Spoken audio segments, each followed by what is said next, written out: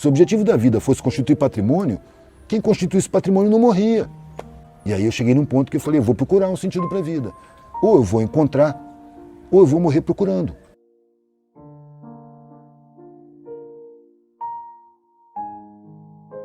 Quando eu peguei minha mochila e fui para a estrada, antes disso eu tive uma conversa longa com meu pai, ele não conseguiu entender. E não podia mesmo, ele não tinha condição de... Se ele entendesse, a vida dele perderia o sentido. E ele achou que eu estava com problema. Quando ele falou, primeiro ele falou que eu não tinha ambição nenhuma. E eu falei exatamente o contrário, eu tenho uma ambição desmedida. Tão grande que dinheiro, conforto, facilidade, posição social é pouco. Isso não me satisfaz. Eu quero mais. E ele perguntou, afinal, o que você quer da vida? E eu respondi sem pensar. Eu quero tudo que eu puder levar. Eu quero saber para que eu estou aqui, para que serve a vida. Não é possível que a gente nasce para se garantir materialmente. Porra, a gente vai sair. Se o objetivo da vida fosse constituir patrimônio, quem constituísse patrimônio não morria. Mas morre, frequentemente divide a família com patrimônio enorme. Os filhos brigam para disputar, então esse não é o objetivo da vida. Eu queria saber qual era. E aí eu cheguei num ponto que eu falei, eu vou procurar um sentido para a vida. Ou eu vou encontrar, ou eu vou morrer procurando. Porque essa vida que eu vejo programada para mim só me traz angústia. Eu vou entrar em depressão, óbvio, eu vou detestar tudo. Vou cair na vala comum dessa grande maioria que anseia pela sexta-feira de uma forma doente e entra em depressão na segunda-feira. Tenho meus valores. Nas militares eu já era corredor. E eu pratiquei muito esporte, competi muito. E fui crescendo assim, eu tinha muito prazer, eu ganhava muito, corria muito. Mas na adolescência eu comecei a ver pessoas que se dedicavam ao esporte com mais seriedade, com mais coração. E essas, quando perdiam, ficavam muito tristes, muito tristes. E eu ganhei algumas competições e vi pessoas nesse estado de tristeza.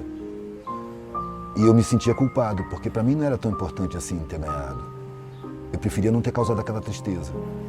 Então eu comecei a questionar a competição. O ápice chegou no Exército.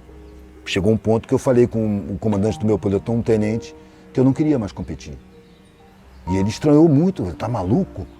Que eu já tinha ganhado troféu, medalhas em várias modalidades e tal. Eu era um atleta por excelência. Mas eu não queria mais competir, pela tristeza que eu causei numa competição entre Exército, Marinha e Aeronáutica.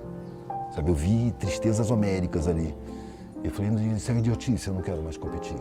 Isso é uma babaquice. Que prazer eu tenho em estar ganhando isso, em correr mais do que os outros. Sabe, não vale, a tristeza dos derrotados não vale a minha vitória. Então a vitória perdeu importância, foi um valor que caiu. Eu não quero mais ganhar. E aí, depois que eu saí do Exército, eu estendi isso para a própria vida. Eu não quero mais vencer na vida. Eu não quero ser melhor do que ninguém. E para mim isso foi um alívio. Eu tinha 19 anos. Eu não preciso mais ser melhor do que ninguém. Eu não quero ser melhor do que ninguém. Porque isso angustia muito as pessoas. E as pessoas nem percebem, elas desejam realmente vencer. E se elas não conseguem vencer, elas se sentem derrotadas. São sentimentos horríveis. A alegria da vitória é uma falsa alegria, porque ela está calcada em cima de tristezas. Então ela não me interessa. E eu ganhei paz. E aí a vida tomou outra importância. Não é uma coisa para você vencer. A razão tenta me convencer, desde que eu sou moleque, na escola, que era enquadradora, de que eu tenho que vencer na vida. E o meu sentimento me diz que isso é besteira. Não tem que vencer na vida, eu tenho que viver. Eu acho que aí você já vê algumas mudanças de valores, né? Já são outros valores. Nos Estados Unidos tem um hospital de doentes terminais. Evidentemente, o cara, quando recebe o decreto do médico, né? Você não tem jeito, vai morrer daqui a uns meses, ele tem que ser muito rico para ir para esse hospital. Porque o pobre ele vai para casa e morre em casa. Esse hospital dá todo o suporte, então só pessoas ricas, bem-sucedidas na vida, na sociedade, iam para lá. E umas enfermeiras que tratavam, elas fizeram um livro com as reflexões dessas pessoas que já estavam com a sua morte decretada. E a coincidência é exatamente essa. Essas pessoas se arrependiam de terem sido superficiais, de não terem se dedicado aos afetos. Eu comecei a concluir que o que tem de mais importante na vida são os afetos, são os sentimentos. Não são as conquistas materiais, porque elas vão ficar aqui. E, no entanto, as pessoas, para terem excessos, elas abrem mão do afeto. Atropelam pessoas, causam prejuízo, disputando. Não, se eu não fizer, ele vai fazer comigo. É por isso que você vê o bem-sucedido tomando antidepressivo. Que bem-sucedido é esse? Que bem-sucedidismo é esse?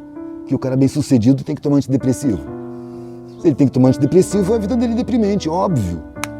E a parada, inclusive, não é tomar antidepressivo. É mudar de vida, mudar de valores.